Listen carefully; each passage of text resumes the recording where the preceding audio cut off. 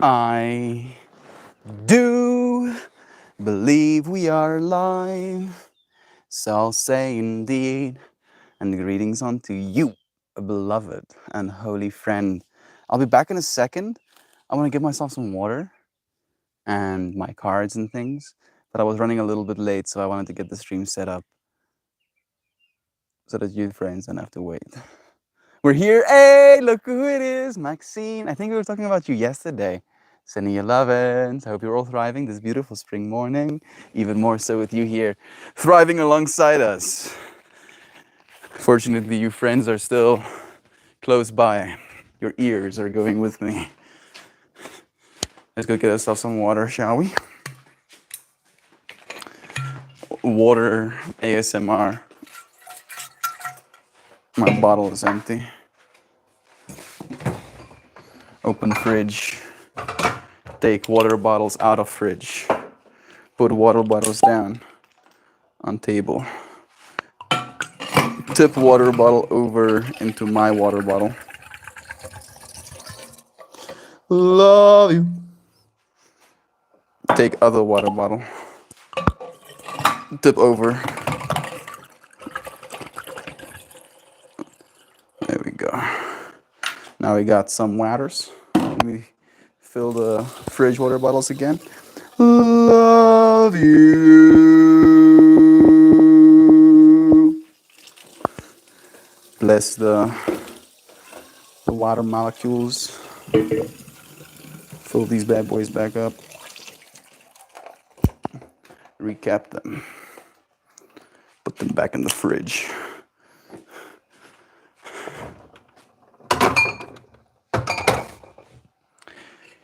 Skadoosh. Water acquired. We'll bring the cup. We'll bring the things. There we go. I think that's everything. Returning. Oh, here we come. Oh, we're gonna be there soon. Oh, we're getting closer. And we're here.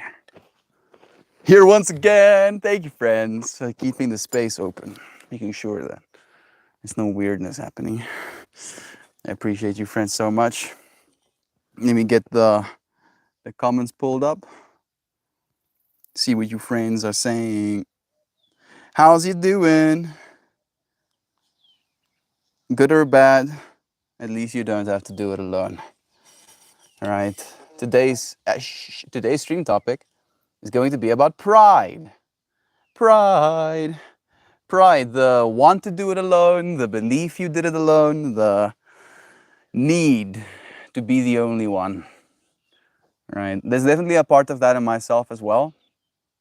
And I notice it all the time. But I don't know if it's the driving force in me as much anymore.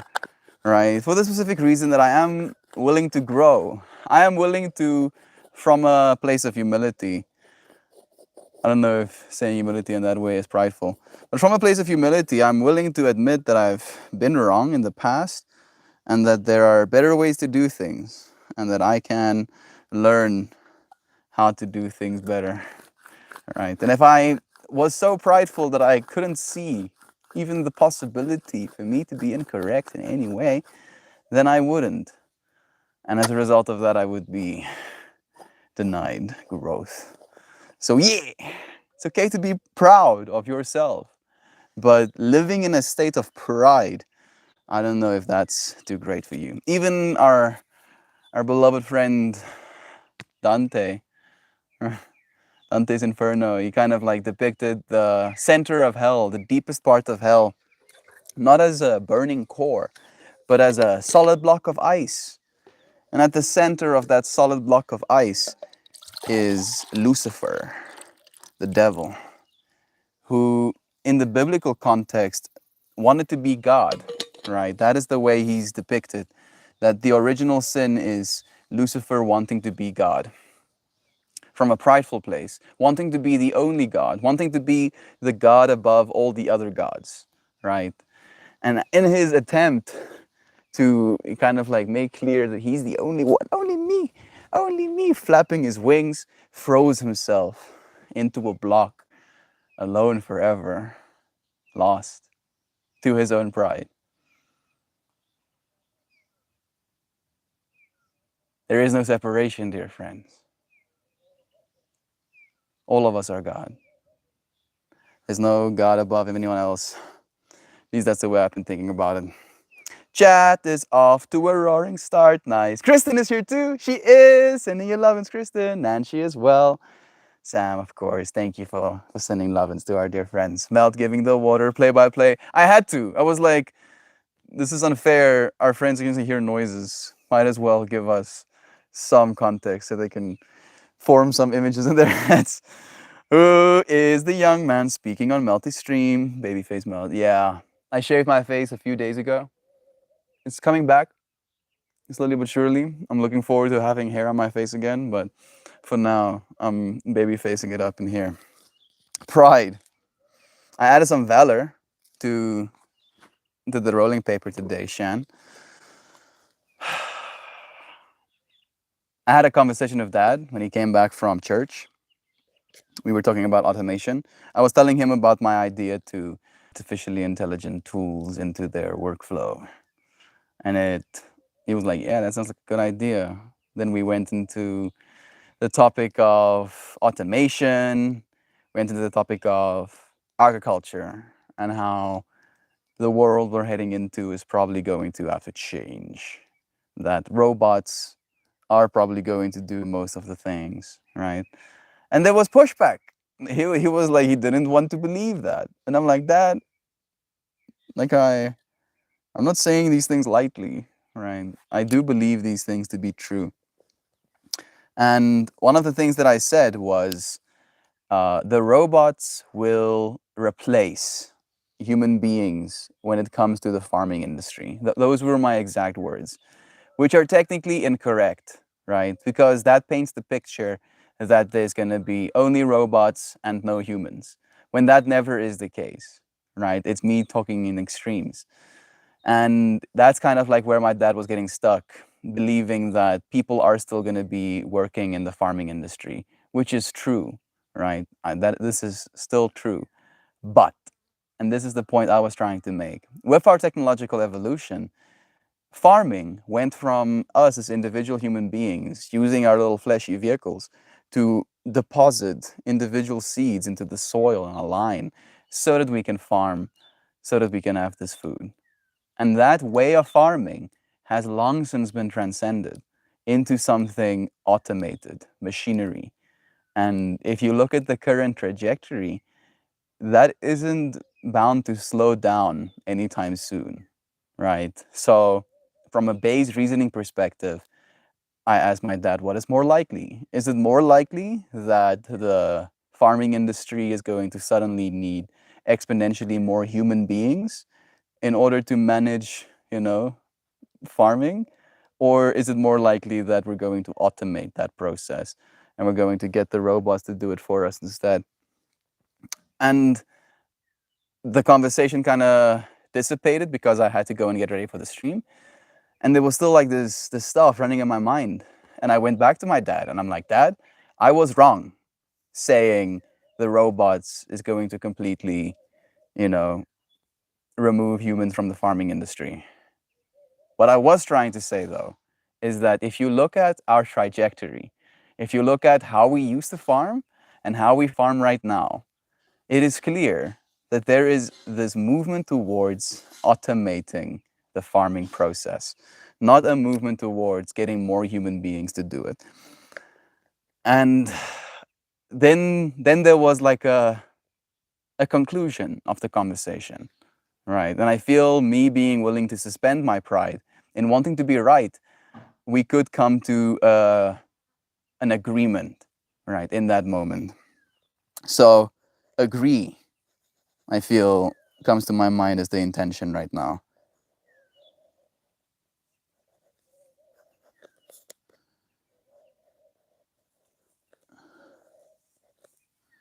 Agree. Agree. Hey, Google, define agree. Agree, to have the same opinion about something, to concur. Say that one will do something which has been suggested by another person. To be consistent with, of food conditions, to be healthy or appropriate for someone. It doesn't agree with me. Agree. To be in the same opinion, to have the same opinion about something, to concur. Do you friends concur? Do we agree? Yeah. What's happening to us right now as humanity? Clearly, there's great change coming. Clearly, a lot of work is going to be automated. Clearly, some sort of change is coming. And there's a lot of fear surrounding this change. And all I'm trying to do is educate myself at first, right? And then try to teach people how to be okay that these things aren't gonna change, as in the fact of change isn't gonna change, right? Change is inevitable. That's gonna remain constant. So how can we facilitate a way of being in this world that is still going to be indicative of actually bringing fulfillment, right? How do we feel fulfilled when we don't have work in the way that we used to? Maybe we'll need knowledge in order to know. We'll definitely need some protection. Nice summon protection. We'll need some abundance. We'll have abundance. We'll have abundance. We'll need some enlightenment, some awakening, some realizations. And since we're talking about pride, we'll need the self, right? We'll need you. We'll need you. Yes, you are necessary. You are very necessary. Just because we're going to talk about, the AI future and how a lot of our work is going to be automated and potentially, in quotation marks, taken away from us, like the whole dinosaur episode of Rick and Morty, right? Like that was an analogy, a massive analogy for the AI future that's coming. Like people aren't going to know what to do with themselves. So we're going to have to try and do something good, build, actually create meaningful change, see the world we want to. When Melt said, I've been wrong, I couldn't help but think of Nickelback. I've been wrong and I've been down to the bottom of every bottle. I don't, unfortunately, maybe fortunately, know any Nickelback lyrics. I never had the chance to properly listen to them. We're the concrete too. Yes, exactly. Exactly, Shell. Even the concrete. Sun's out, guns out. What did you do? Thank you for the lovin's. I appreciate it, Doug Dad. It's nice having you here, brother. Lovin's to you. Good morning, all of you beautiful flash vehicles. If you listen to public radio, you know at least one big Nickelback. I know, look at this photograph. Just because it's been memed to death in my brain. Hey, Mojo, it's nice having you here, dear friend. Not I, Sam. I got Spotify. Haven't listened to radio in years. I have YouTube Music instead of Spotify. I should probably have Spotify as well, but I don't want to pay for something else. I'm not gonna pay for another thing actually right now. Joy V, Spotify should help suggest you listen to some. It's like, hey, Joy, you look like someone who would totally dig some of those Nickelbacks. Why don't you listen to some? I mean, try it. You could just search Nickelback, right? I watched Elysium yesterday, Mel, and all I could do was go, damn, one of those mech suits would make my farming so awesome. It's not far away, Brother Bear. It really isn't far away. Like we're in the exponential curve right now when it comes to our technology. As in everything you've been experiencing, all of the growth, all of the neck break progress you've experienced is but a fraction of the exponential progress that's coming. Right? Isn't that absurd? Isn't that like trippy to think about? That all of the progress we've seen over the last 100 years is going to be like a percentage of the progress we make over the next 10. Excuse me. What? Oh, Shell, the algorithm would never let me do that. Not if you police your likes and playlists, Shell. This is true as well. It starts to know what you like. Ultimately, these algorithms keep you on the platform a little bit longer. So agree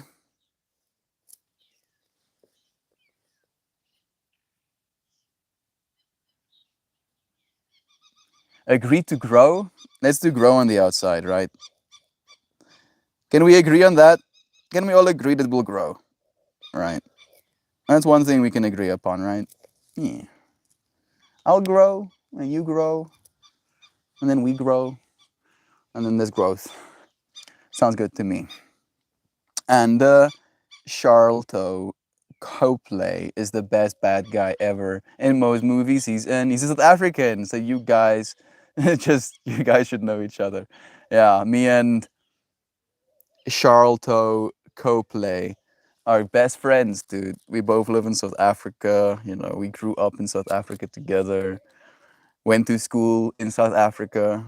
You know, ate South African food growing up, and then we like breathe South African air and stuff.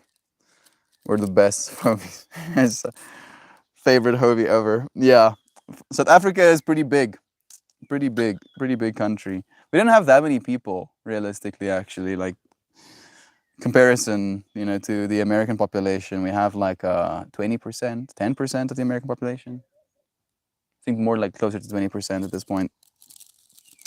Still, 60 million people ain't nothing to scoff about. Boy,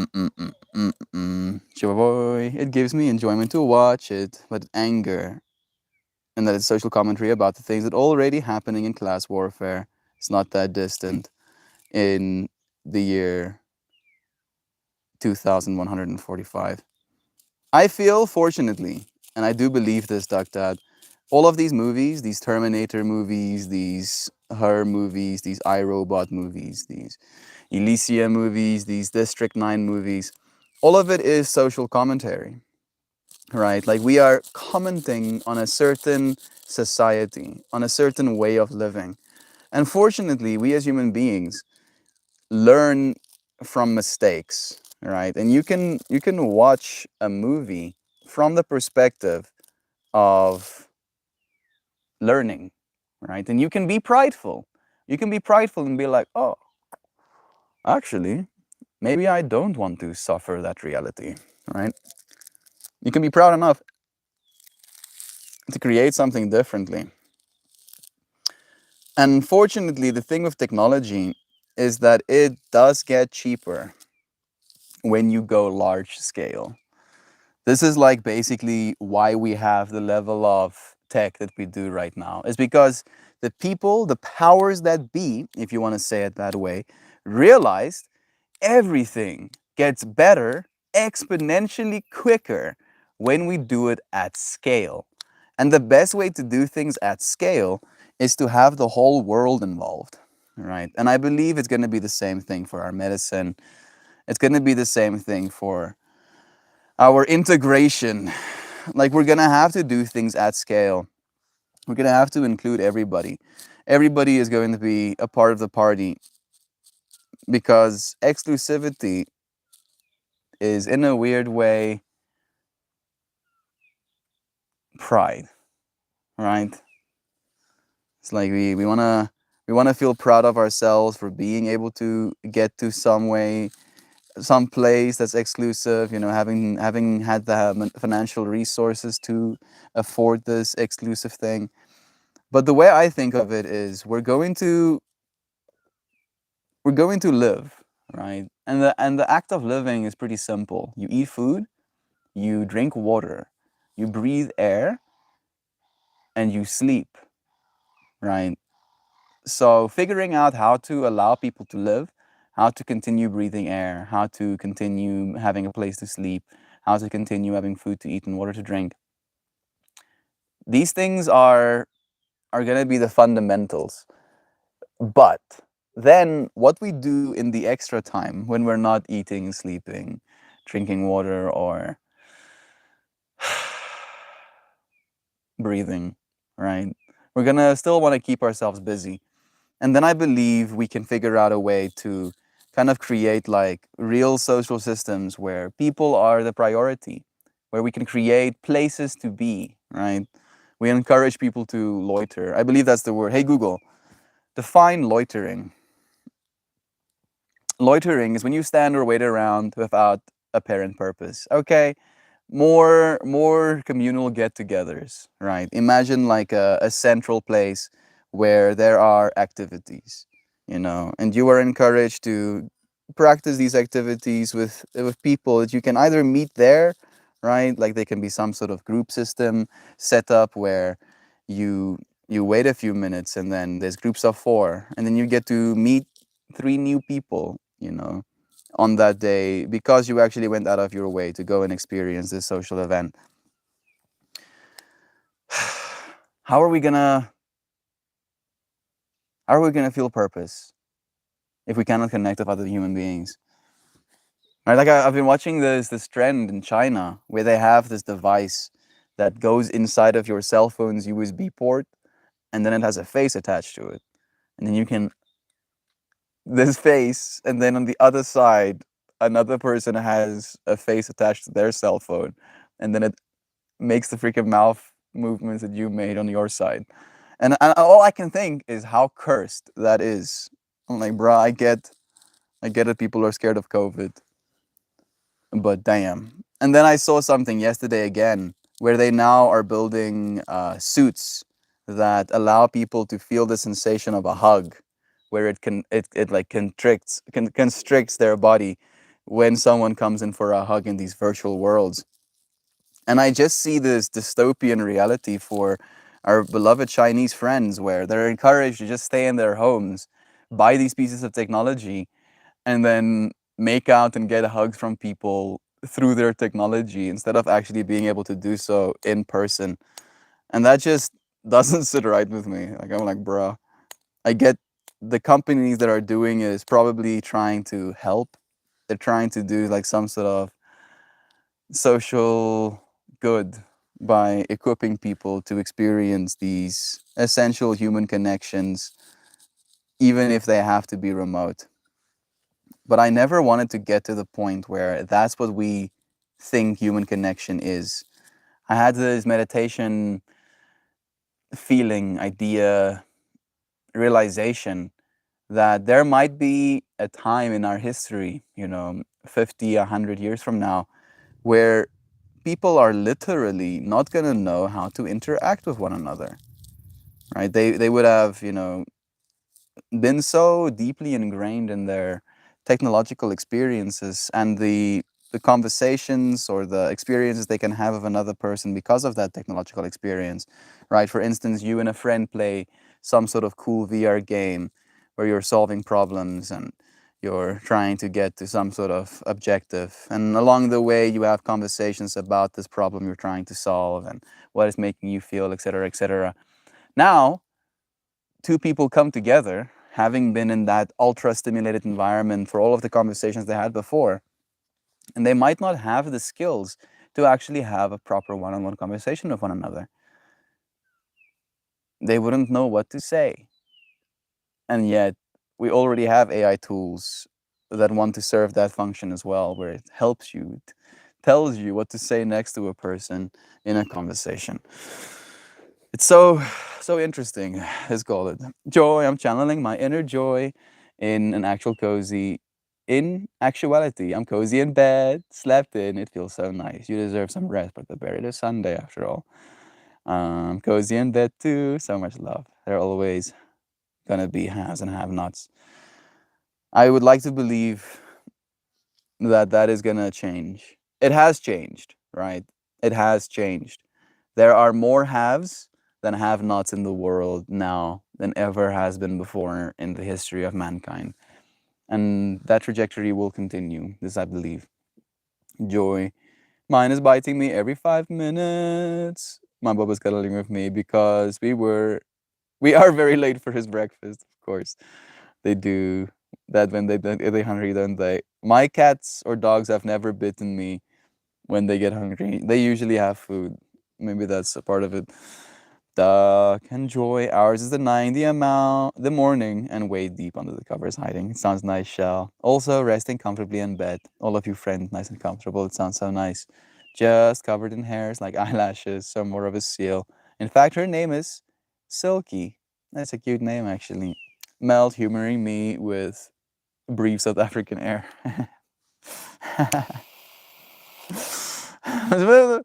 You were asking for it. Let's see if I can get this thing lit.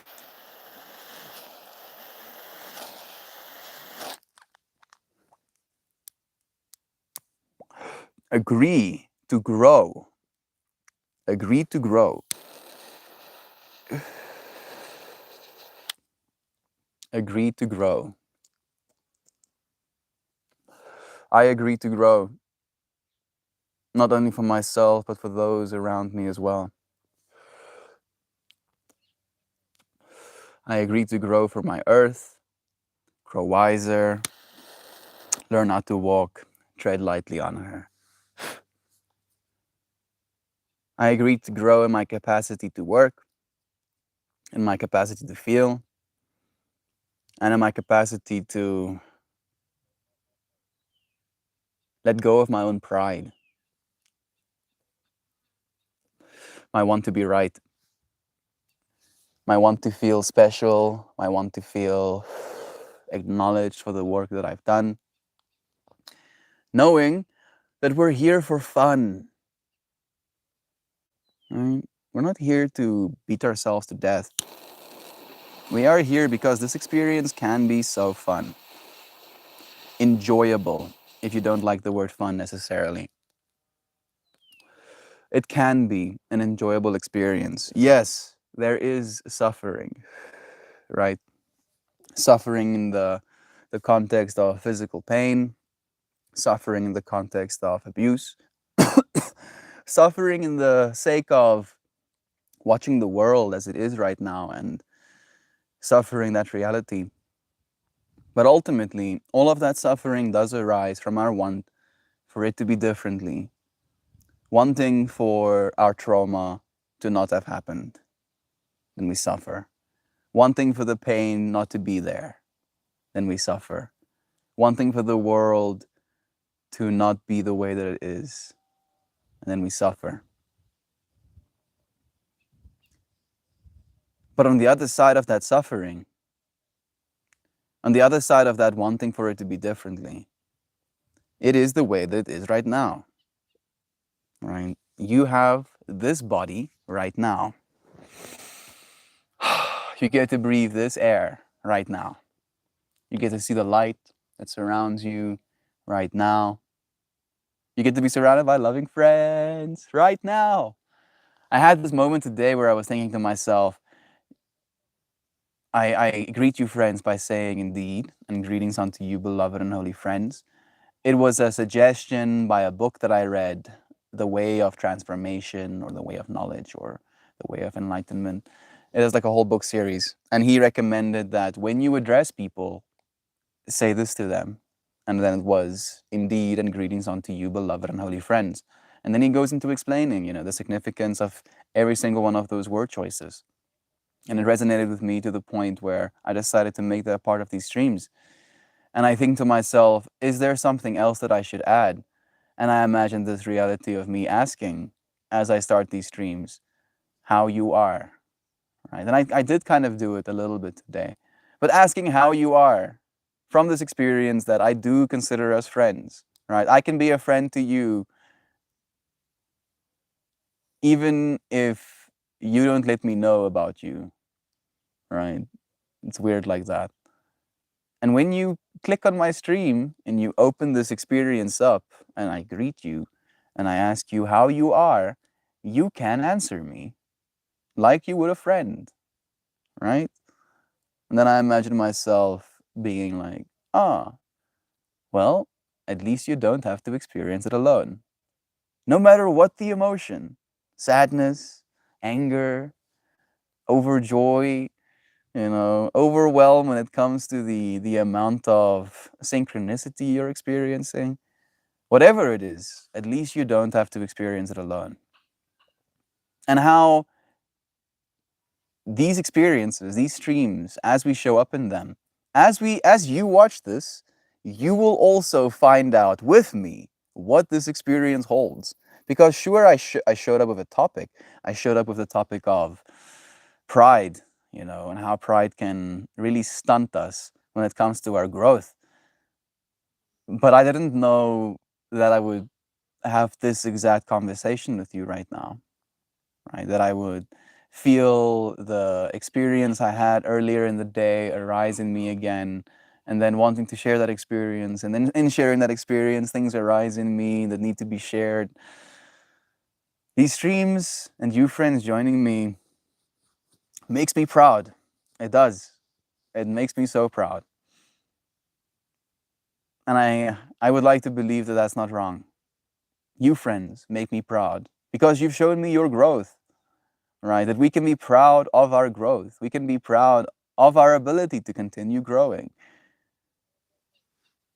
Is there a difference between pride and proud, right? Hey, Google, is there a difference between pride and proud? What is the difference between pride and proud? Pride refers to the satisfaction that an individual gains from something. Pride refers to the satisfaction an individual gains from something, where proud, on the other hand, refers to the feeling of pride. The difference between the two words is that while pride can be used as a noun or a verb, proud can only be used as an adjective. I don't know if that's very helpful. Do you feel that's helpful? I don't think so. But the way that I'm internalizing just that little bit of information is specifically the satisfaction thing. Pride refers to the satisfaction that an individual gains from something, which I don't agree with. I don't actually agree with that statement because I think of pride as almost being overly satisfied with yourself. Maybe that individual gains from something is the self or the self's actions. Where proud, on the other hand, refers to the feeling of pride. When you feel satisfied about something that gives you individual gains. Maybe. Yeah, okay. How about that, right? Again, more information flowing through all of our brains. What does being proud mean to you? What are you proud of? Maybe that's a good question to ask instead. What are you proud of? Joy, I'm gonna get out of this bed. Wait a second, I think I missed one. I don't want virtual kiss a USB on my phone. No, thank you. I'm also okay with the Kissomatic 5000. I don't want one of those, dude. I haven't even been able to kiss a real person in like years. And I'm already scared that I'm not gonna know how to do it. I'm gonna be weird or something if I kiss a person again. And now I imagine myself brain damaging myself with some sort of silicone piece of plastic that approximates what it's like kissing someone. And I just imagine myself ruining my own pride even more. Oh yes, everything's clicking. Thank you, Dan, for tuning in as well. But the bear always. You really don't think that we will have a system to devoid humans if they are deemed not worthy. Cancer meds here cost $1 million, and people go without all the time. I believe it's a matter of time. I believe people are going to look back at these times and consider us barbaric. They're going to be like, yeah, they were barbarians. Hey, Google, define a barbarian. A barbarian is a member of people not belonging to one of the great civilizations. Yeah, I don't think they're going to look back and be like, yeah, society at this point in time was the great civilization. Sure, our civilization has reached a point where we have great things, right? We have such great things. But I don't know if the society in and of itself is that great necessarily. But that is bound to change, clearly, right? And I feel the introduction of artificially intelligent machines that will know a lot more than us, conceptually, realistically, ultimately, will be able to make decisions with that in mind. Recent interview I saw about truth-seeking AI, right? That if there was an AI that actually seeked the ultimate truth, which I would like to believe the conclusion it would come to was love. Please, truth AI. Truth is love. Like, can we establish that? I'm gonna probably when it comes out keep being like, love is true, love is true, love is true. Keep screaming in his ear or something. But it's probably going to realize that one of the interesting things about this reality is us human beings, and forcing human beings to literally die without medications that could save their lives, forcing people to starve to death when there's more than enough food to eat, force people to live on the streets when there's vacant buildings. I feel like that sounds, from my simple, mushy little human brain, unintuitive. It sounds kind of stupid. Looking at all of these corporate bigwigs, sounds kind of stupid, don't you think? Hates me even more. I shouldn't be calling things stupid. Calling things stupid is bad for pride. People that are proud don't like being called stupid. I spent yesterday listening to a new South African music and learning new dance moves. Yeah, yeah, show. Grow more, even more growth. Maybe not essay labeled, but please check out the label Psycad Waves, Hama Wena, and the beautiful tune Soweto by Deep London. Those both sound very familiar, Shell, actually. I fear that the machine that cures people will happen, but we ain't gonna be the ones that get to use it. Why do you fear that? Right? Are you scared for your life right now that those machines don't exist? It's like that's the way I kind of like think about it to myself, right?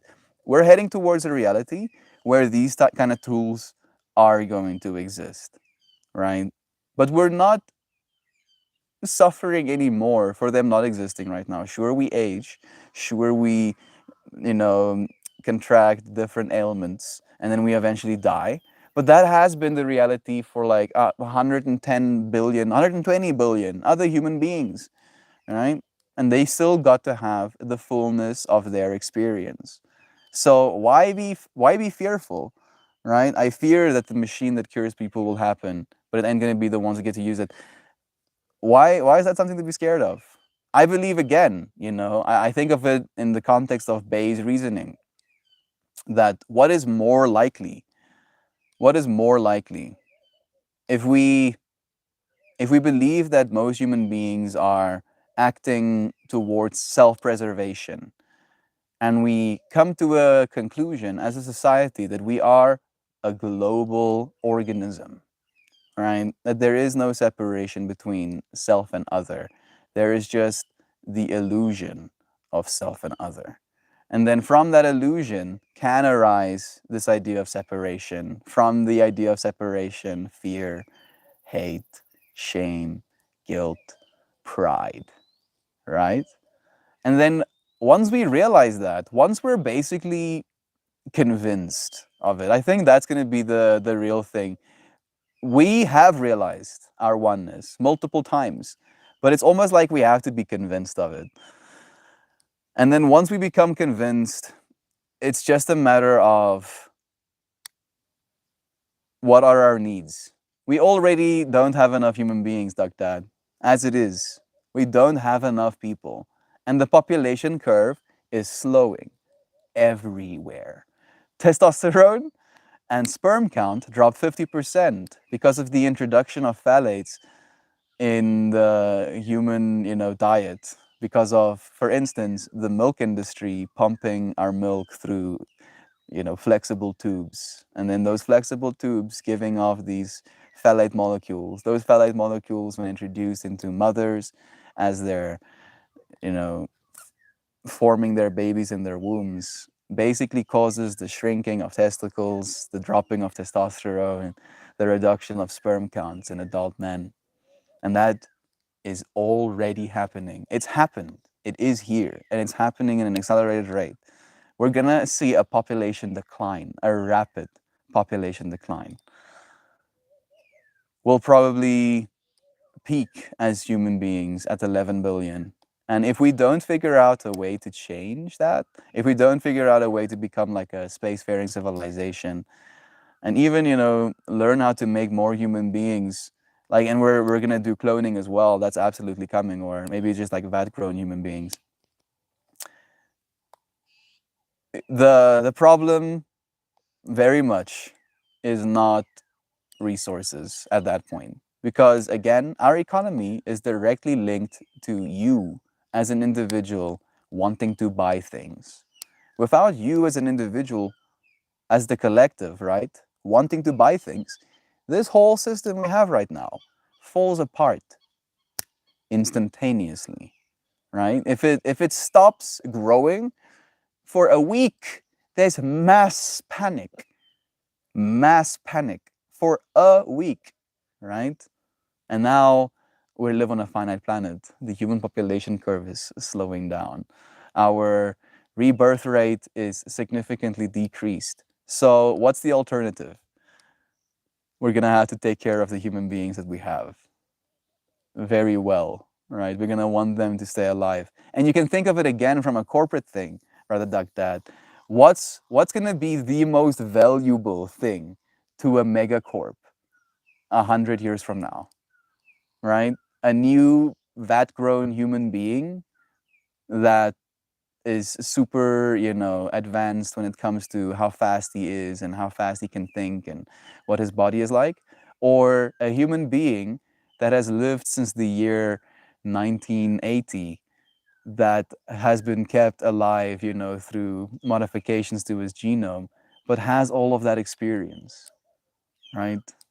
100-year-old being with 100 years of experience that can contribute value. And that value is what drives our entire economy, right? It's what drives our technological innovation. It's what drives our, in a weird way, collective scientific and aspirational purpose. I like to believe that there's more hope than not. The more I look, the more I find love is true. Joy, don't forget to check out Shakira, Waka Waka Africa is also a good one. Can you put the links in the music channel? Thank you. Love new music recommendations. Thank you, JV. Please do. I'll make a playlist. I've been doing that at the pool with my gym, meeting ladies, and I never would otherwise. Shell, growth. Sounds like growth to me. Duck, you can have permission to use the machine, so long as you consent to paying back a sizable loan with appreciating interest rates. What's the point? What's the point of paying back a depreciating loan with interest rates, right? We're not going to have systems like that in place anymore because there are better ways to make money. There are better ways to make money. There's a lot more financial incentive to keep people alive than to charge them until they die. At least that's the way I think about it. I just think that's the way the system is set up right now because we couldn't keep people alive. We could charge them until they die. And the people, again, because of our current financial system, the people that are old and dying are the ones who have had the most time to accumulate wealth. In other words, these people that are old and dying want one thing: to stay alive. And we want one thing: money. And they happen to have all of the money, and we happen to have the technology to keep them alive, right? That's the way it used to be set up.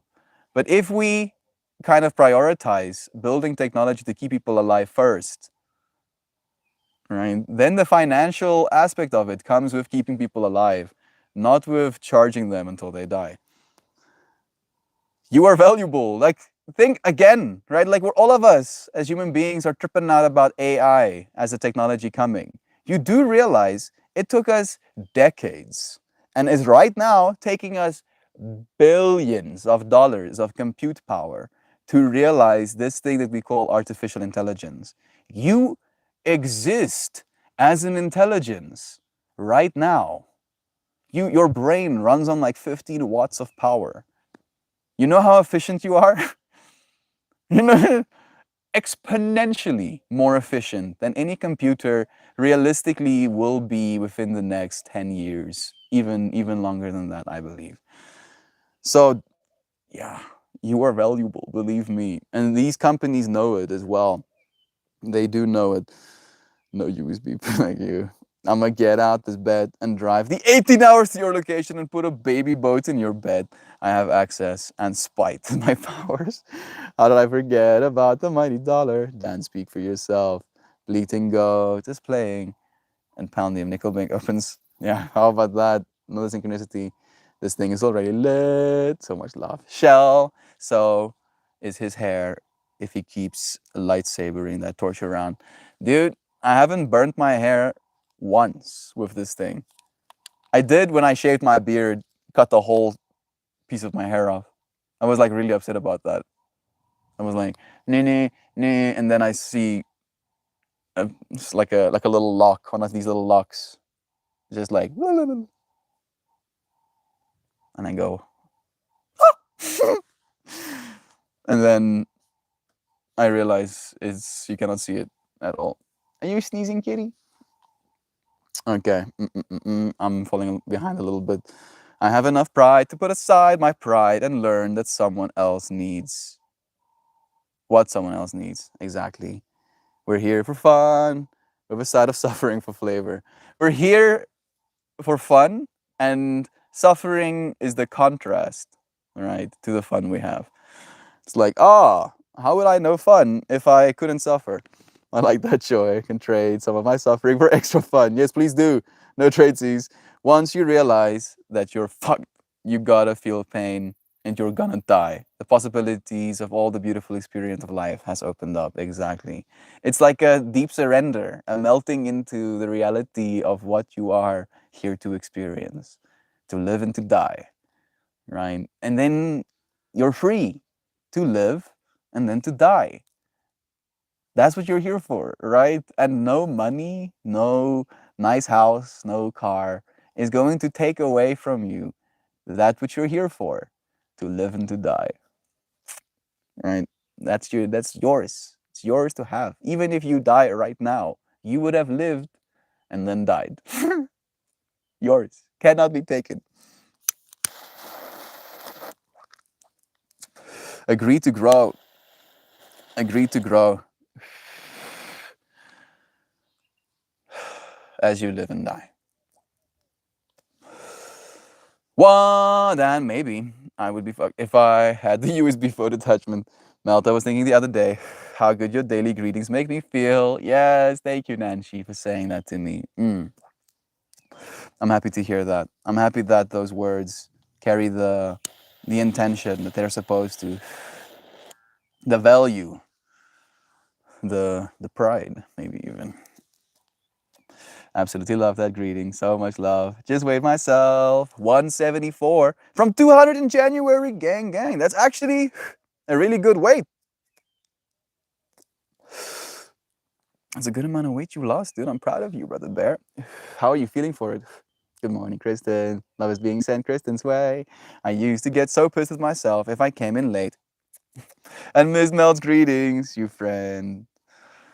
Thank you. Like, I like how I was like hesitatingly sharing this thought I had in meditation with a few friends, and then you're like, yeah, actually, there's significance in the words you're saying.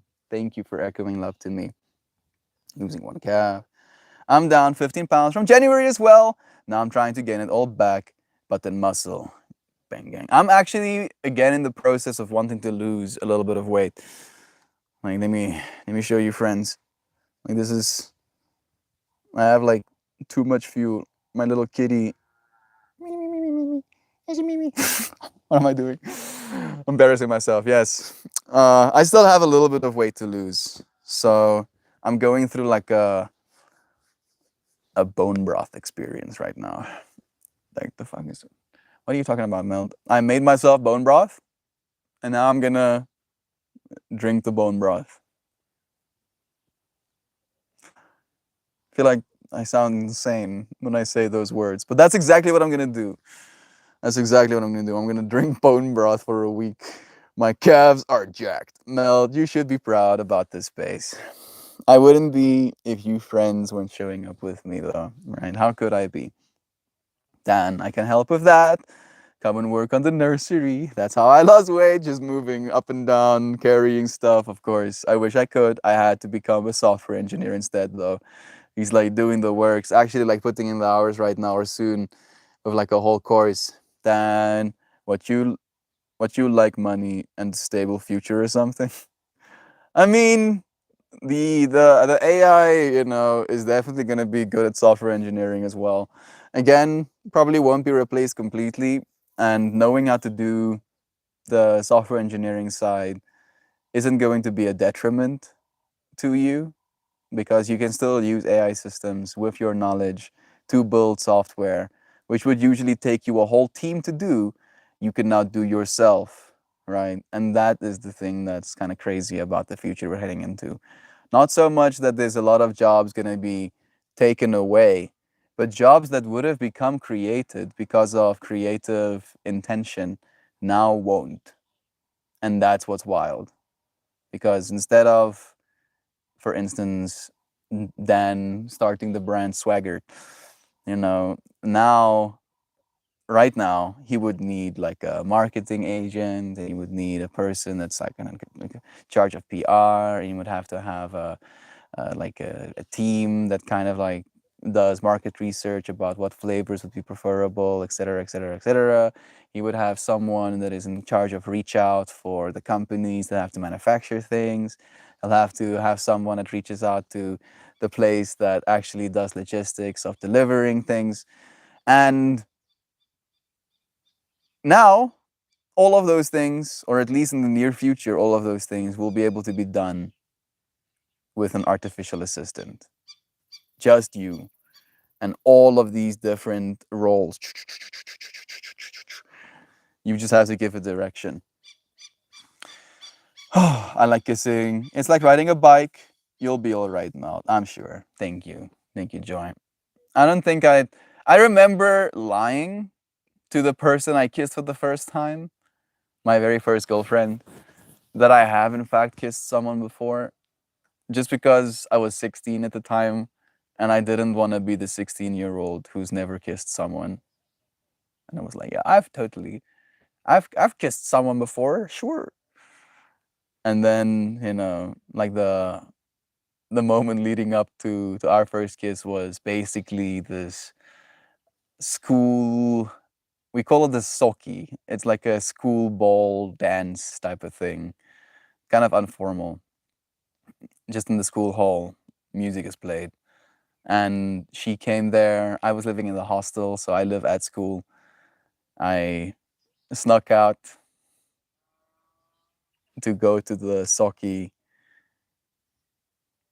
Like that was the story I had to tell the teacher to let me out. She literally freaking leopard crawl underneath like covering because they like closed off the whole area so that the kids couldn't just venture into the school grounds and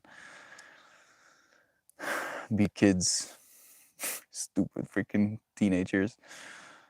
And yeah, she literally leopard crawl underneath this covering. We went to this Snoopy area and I had my first kiss.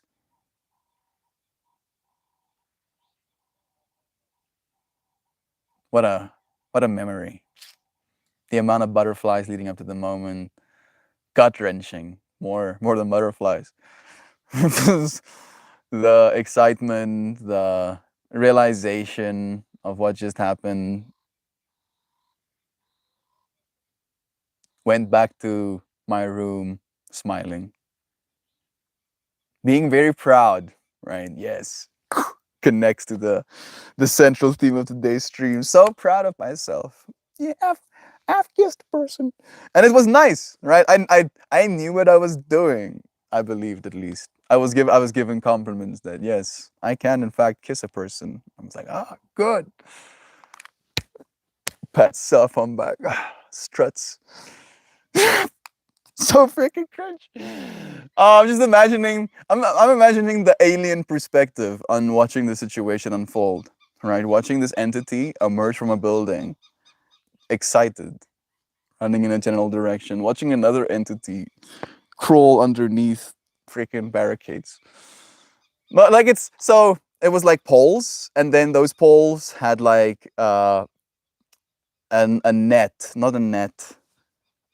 You know those shading nets that they use in greenhouses? Imagine that type of material, kind of like nylon, very finely meshed. And then that net was like basically on those poles, and she was like went underneath that. And then the alien watches us kind of like go to a secluded space where we can't be seen, and then we push our faces against one another. And then he watches us leave that situation again, and there's like a whole different energy about those two entities.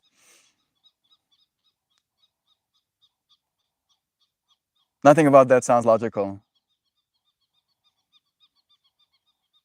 Sounds kind of concerning, even actually, to be completely honest. It's like, should they be doing that? They're like, yeah, actually, they sample each other's oxytocin when they do that. You what? Yeah. They're basically testing one another to see whether or not they're compatible. They're doing what now? Yeah, I don't understand it either, but they seem to have figured it out a long time ago. It seems to be a common theme.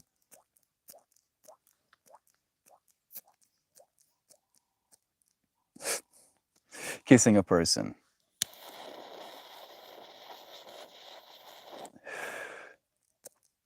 Hmm.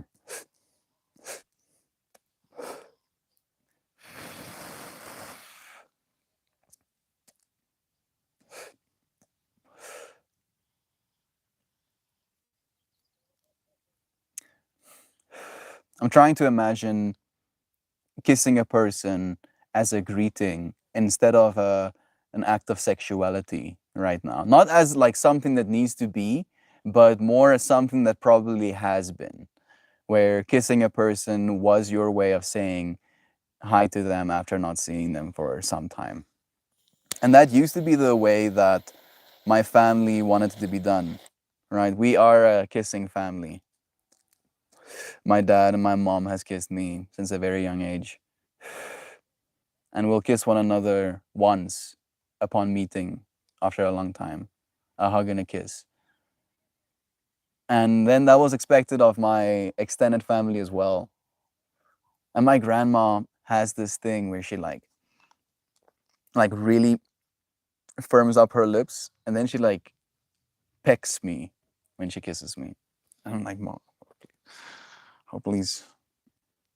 Right? And as a result of this upbringing, kissing at first, right? Because that was my context with kissing, like family kisses.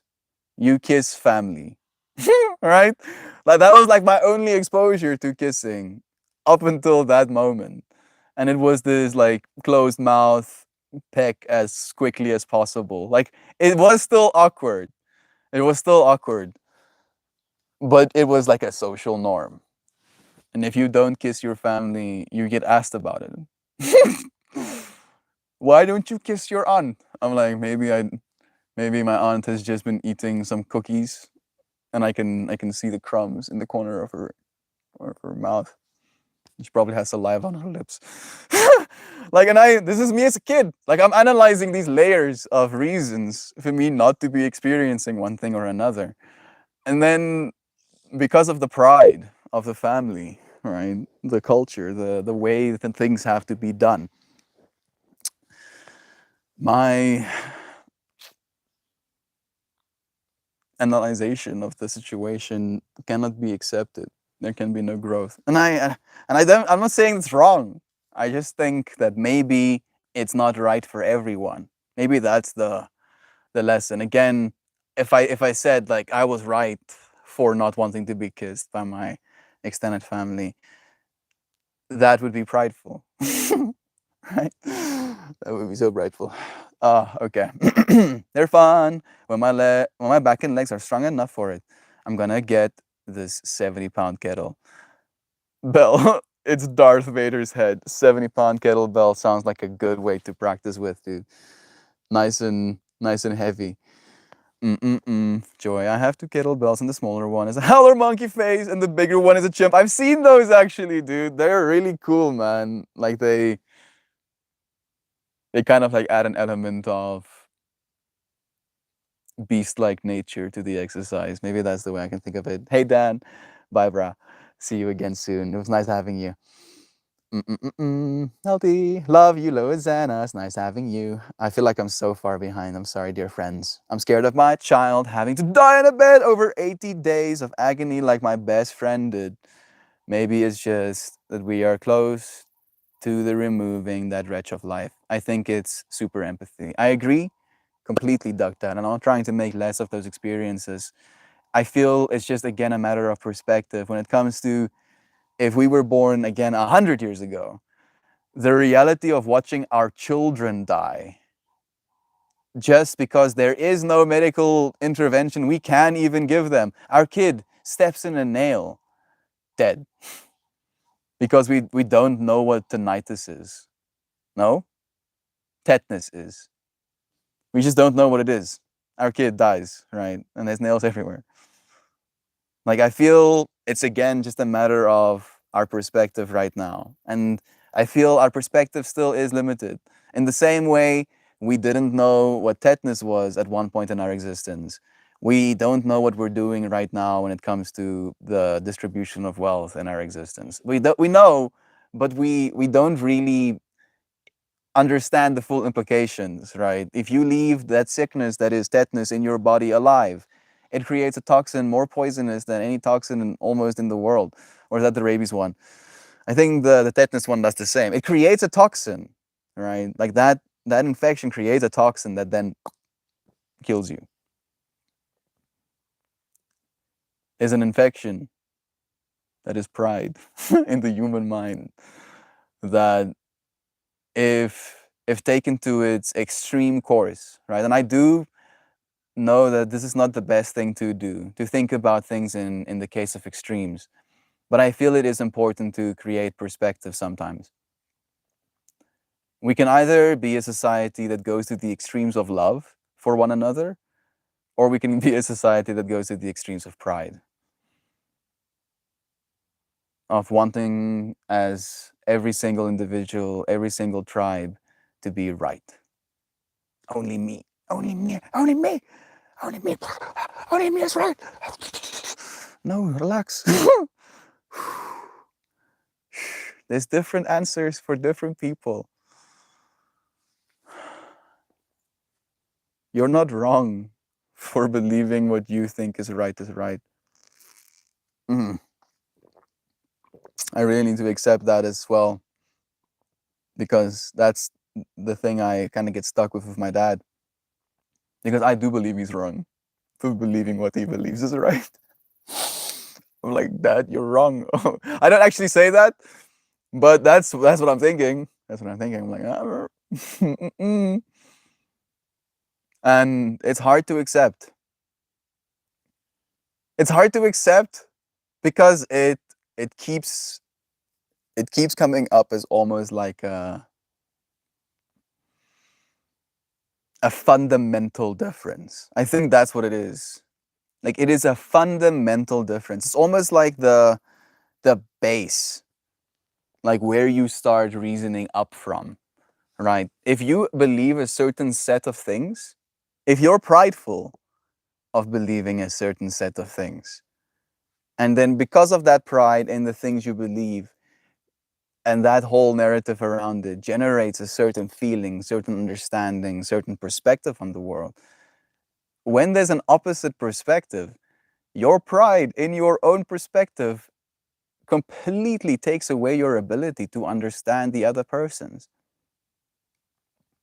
And because of that fundamental difference between me and my dad, it's almost like, even though we are communicating, because we start from completely different perspectives, instead of realizing we're the same perspective looking different ways, right? And that's what I'm trying to get my dad to realize, is that we're the same person, we're the same consciousness, having different perspectives of the same truth.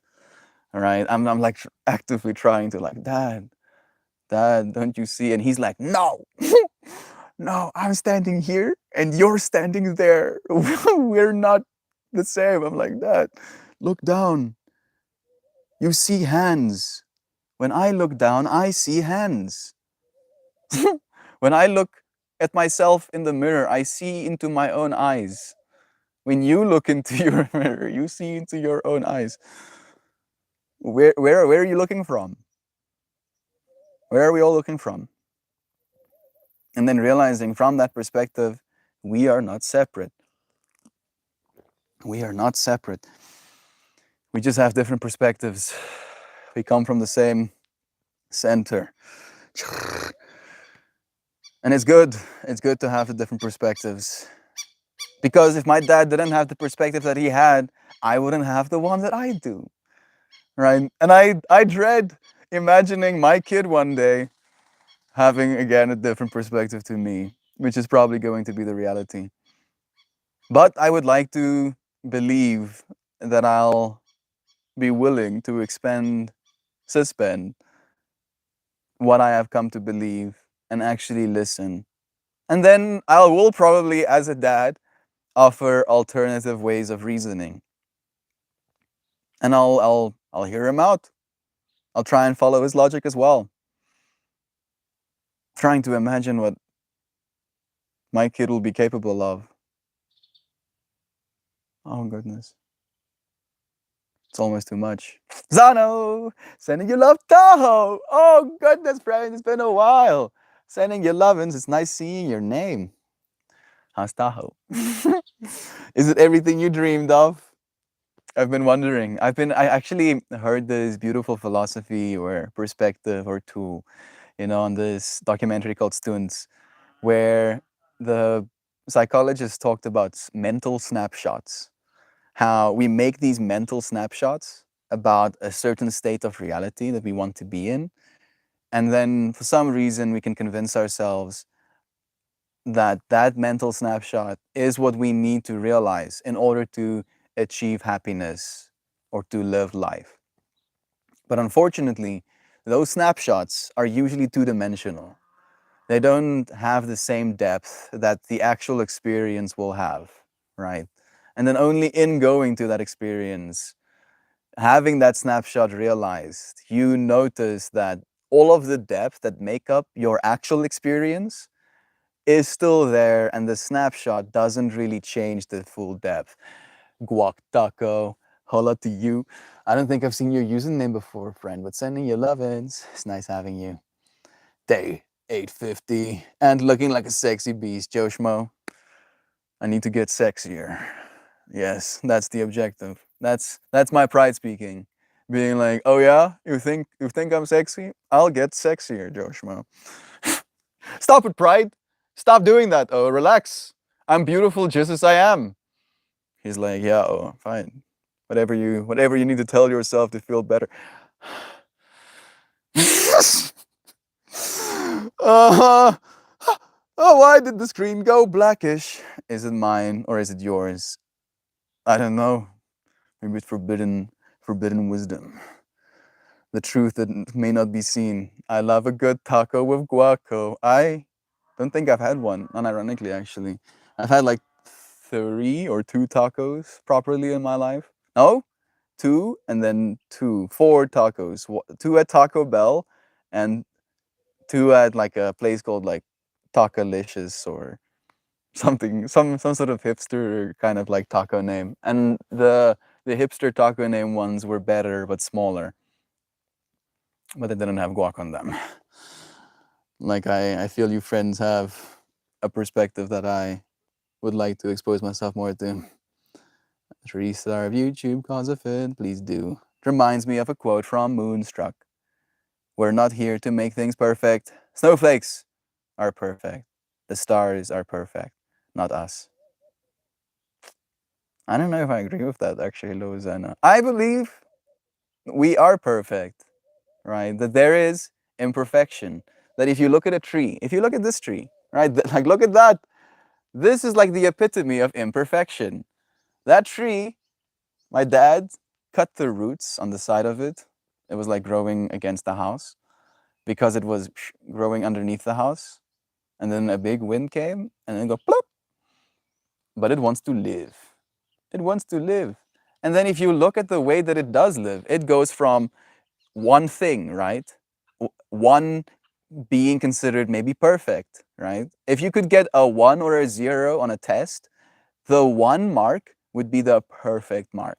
So it goes from 1, and then it splits out, and it splits out, and it splits out. And in a way, that is imperfect. And that imperfect reality makes for fractal geometry. Yeah? And you are, I believe, right? And I keep saying that you are a fractal. Your experiences are fractal.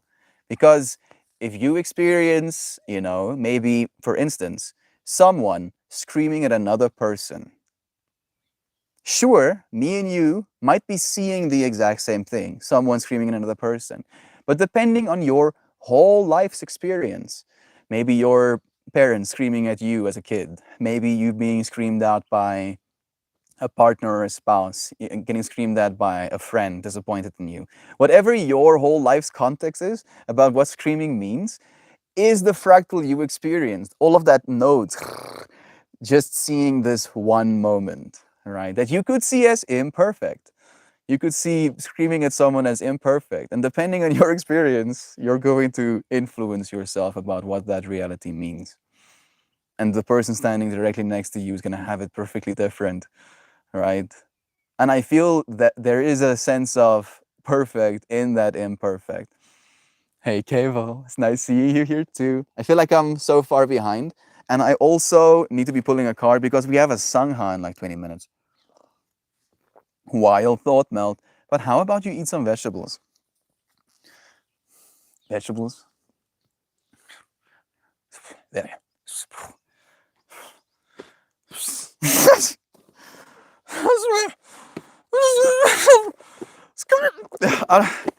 I should probably, Joy V, I should probably eat more vegetables. I don't think you're wrong. I don't think you're wrong. But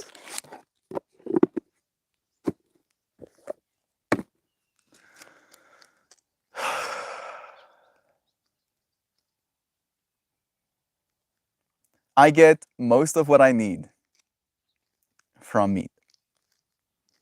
Right? When it comes to the macros and the nutrients, most of what you need is in meat.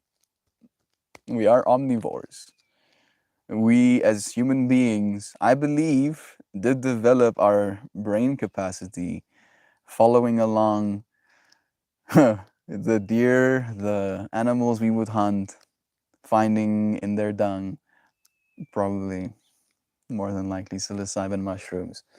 Our brains growing in tandem with our ability to actually keep these animals, learning how to cultivate, learning how to actually have livestock kept, having to be stationary like that, learning how to plant, supplementing our food.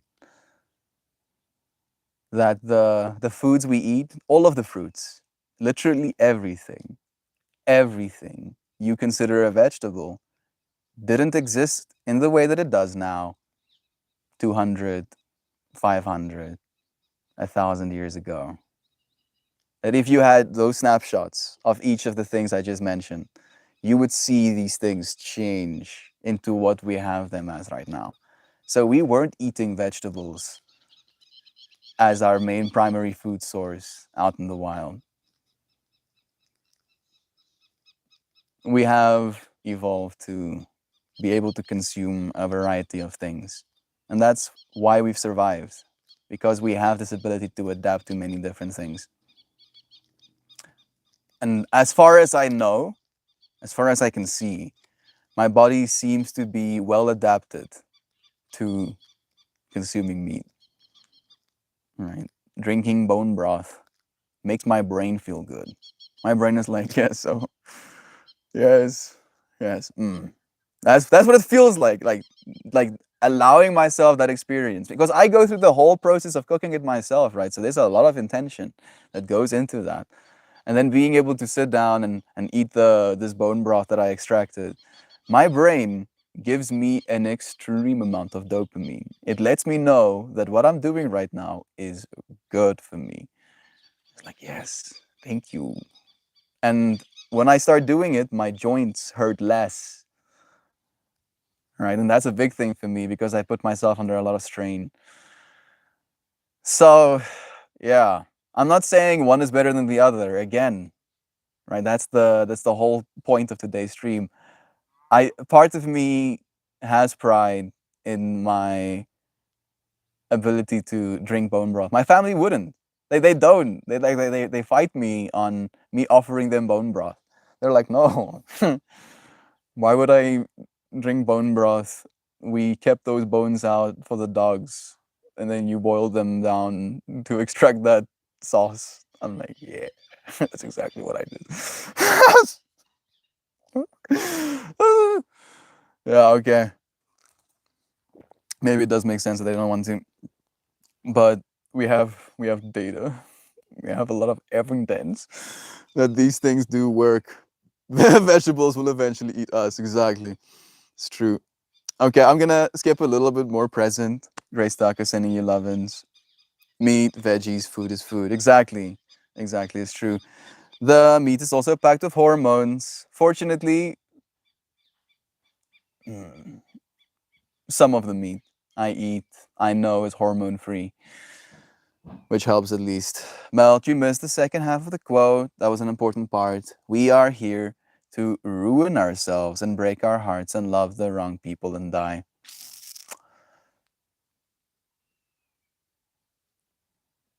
I also don't believe that.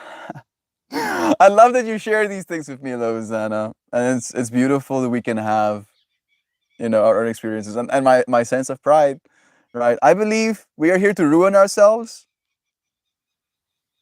I think the act of ruining, happens as a result of us going through time, and that can be cured in a weird way as well. Break our hearts, sure. That one I can agree with. I break my heart all the time. Love the wrong people? No, I don't think you can love the wrong person. I feel you can love a person for a reason, right? And we've had that conversation as well, that maybe in that moment the love that you can share for that person is what's right? But then it might stop being right. And then what is wrong is continuing to continue with what you know is no longer right. So, in that context, I believe there is no right and wrong in this life. There's only continuing of behavior you know is wrong for you, right? The thing that causes the opposite of pride in yourself. If you continue doing that, that's the best way to do something wrong in my mind. No, I don't believe the quote either. We got out of context. It's perfect. It's perfect though, Zana. This is how it has to happen sometimes in these streams, right? I get super confused, and then my confusion leads to me babbling, and then sometimes there's some like silver lining, like bubble sheen wisdom that comes out of my misinterpretation. You're loved, friend.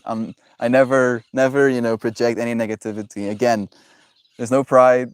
All of us can be right. All of us can have our different experiences and learn, have value from them.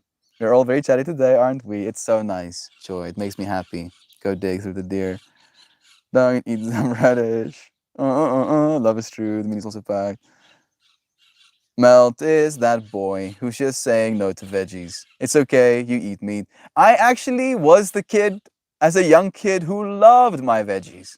I would gobble my veggies down as soon as my mom would offer them to me, like broccoli, pieces of carrots, arquis, peas. I was like, gang, gang, give me all of the freaking vegetables. But right now, it takes up too much space. Takes up too much space, and it doesn't give me the value that I need. A lot of words for I'm not gonna and you make me veggie lettuce. Yeah, like if I like salad. I actually like salad. It's just a nightmare for me to prepare it. I add collagen powder because I don't eat enough connective tissue. Same reason why I do the broth again. It's like literally connective tissue in liquid form. I didn't eat much bone broth until I tore my MCL and I started acupuncture, and the acupuncture highly suggested it. Good stuff. I mostly just make Superfit. Exactly, make Superfit. Use it as a base for some noodles with lean meat, for example. Like you can integrate it into your diet in a way that's actually nice. I want bone broth, but I want broccoli broth too. Yeah, and mushroom broth also has like amazing benefits. I want all the nutritions. Exactly. No, don't believe the quote either. Get out of context. Something someone else said made me think of that. Love you so much, Lavazana. Thank you, friend, again. Like a ketchup packet fully empty. Okay. I feel like I'm running behind. My partner is brewing kombucha. My sister also makes kombucha. How about that? And it's amazing. He just bottled them this morning. He's making a hard one too. Yeah, yeah, yeah, yeah, yeah, yeah, yeah, yeah. Get those healthy microbiome inducing dudes inside of your body. Like a body full of decomposed. Oh yeah. I mean, there's like you have like a whole system. That's whole purpose is all of the stuff that you've eaten, breaking it down into its constituents. Okay, well, nutrients about the nubbins. Melt comments, reading is context free of both good and bad. Exactly. Exactly. It's perspective. Artichoke was my favorite as a kid. I haven't had many artichokes myself actually. I like the big picture. Veggie Gang Gang Melt H7. Okay. Okay, time to pull a card. Every time I make kombucha, it was too raw. Couldn't make one that actually tasted good. Fun to make foods though. I wish I could give you one of my sister's scobies. Maybe there's like some value in that alone. Like she actually has the process perfected. She does it well. I like her kombucha a lot. This one. The Heart Taurus. Upside down Heart Taurus. Yeah, I like this card. I feel like this is a good card for today. The opposite of pride would be the heart. Purple. Purple card. Card number 48. We have like, okay, I can chillax a little bit. We have like 10 minutes left before the second stream starts. The reverse meaning goes, oh, stop it though.